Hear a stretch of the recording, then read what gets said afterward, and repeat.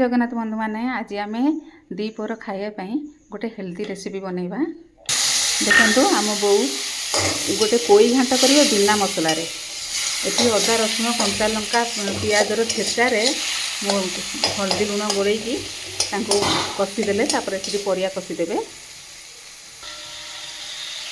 ये सब आलू बोईतालू सारू बोईतालू पकईदे परिया को स्वाद अनुसार लुण पकईदे कषिके घोड़े 5 मिनट घोड़े देवे। 5 मिनट हो गलानी एबे घोड़िया काढ़ी टिके बड़ी पकईदे बड़ी पकई घाटी की घोड़े देवे टिके पानीटा मरीगला आउे टिके पानी देदेवे सीझापी पानी मरीगलानी एबे आमे पानी देदेबा सीझापी।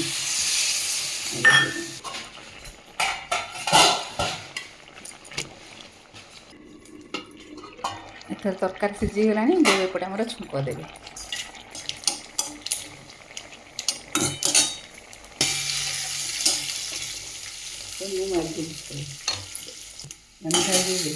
बोंकर छुंक कंप्लीट हो गला। बोंकर आमर घांट रेडी हो गला पोई बोईतालूर। आम बों को रेसिपी केमिति लागिला कमेंट रे जणाइबे। लाइक सब्सक्राइब शेयर करिवे। जय जगन्नाथ।